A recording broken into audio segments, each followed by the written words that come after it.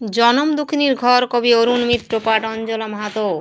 দুব্বার কয়েকটা ছোপ, ধানের গুচ্ছের একটু ছোটা, কয়েকটা দয়েল ফিঙ্গে টুনটুনি, নরম হাসির আভা, দু একজনের ঠোঁট আদর করার মতো খোলা, এই সব নিশানা ধরেই এখানে ফিরেছি আমি। দুরন্ত রোদের টিলা পেরিয়ে এলাম, কুয়াশা প্রান্তর বনবাজারের রাত আমায় ঘোরায়নি আর।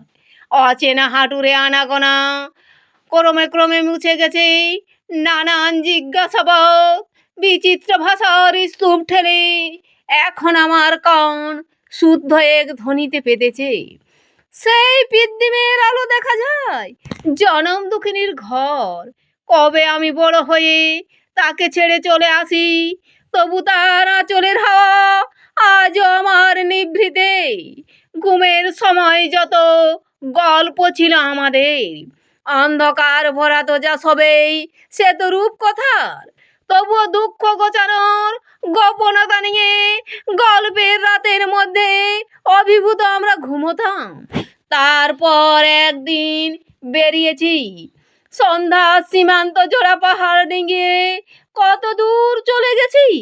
বিভুই মনের মধ্যে পথ খুঁজে কতবার দিশেহারা, রূপকথার কোনো দেশ দেখিনি তো।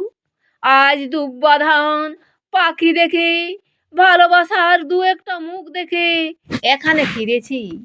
পিদ্দিম জলার একলা ঘর, ওই আলো অন্ধকার আমার নাড়িতে বাজে, আমার শ্রবণ একক স্বরের স্থিতি পায়।